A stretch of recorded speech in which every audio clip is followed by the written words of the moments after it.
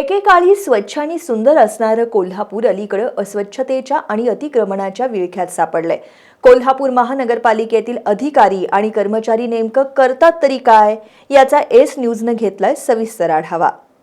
कोल्हापूर म्हटलं की 3.5 शक्तिपीठांपैकी एक असलेली करवीर निवासिनी श्री अंबाबाई, दख्खनचा राजा ज्योतिबा, किल्ले पन्हाळा असे विविध धार्मिक, ऐतिहासिक आणि सांस्कृतिक वारसा लाभलेलं स्थळ.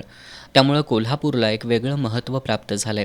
दरवर्षी लाखो भाविक पर्यटनासाठी कोल्हापुरात येत असतात.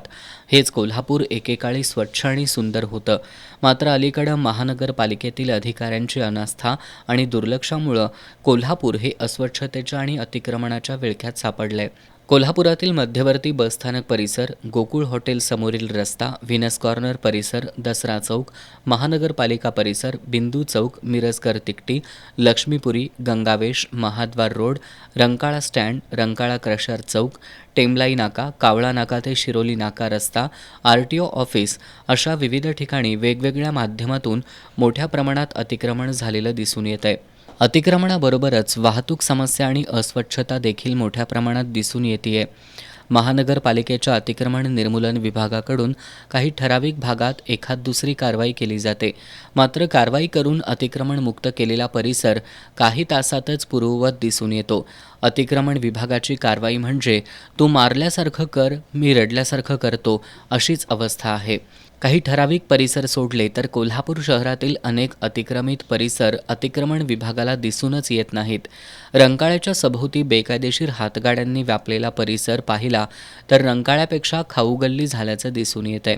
अनेक बेकायदेशीर गाड्यांनी रंकाळ्याचं सौंदर्यच झाकोळलं गेलंय. या ठिकाणी येणाऱ्या पर्यटकांनी टाकलेला कागद, प्लास्टिक यामुळं झालेली अस्वच्छता, गटारीत तुंबलेलं अस्वच्छ पाणी अद्यापही जैसे थे आहे. जिल्हाधिकारी अमोल येडगे यांनी सूचना देऊनही फक्त फलक लावण्यापलीकडं कोणताही बदल झालेला दिसून येत नाही. शहरातील अनेक बागांची हीच अवस्था झाली आहे.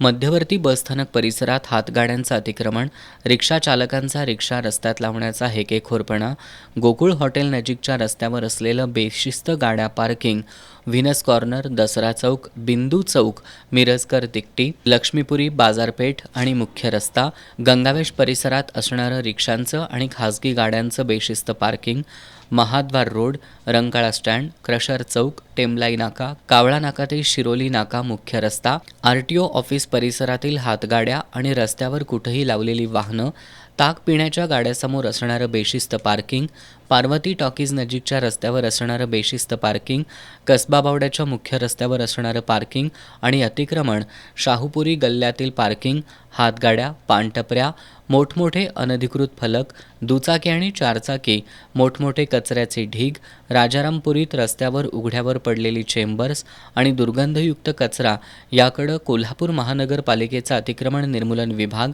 आरोग्य विभाग आणि शहर वाहतूक विभाग सोयीस्कर दुर्लक्ष करतंय. यांच्यामध्ये कधीतरी समन्वय होणार का?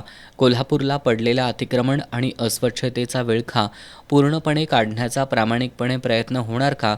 हाच कोल्हापुरातील जनतेला पडलेला महत्त्वाचा प्रश्न आहे.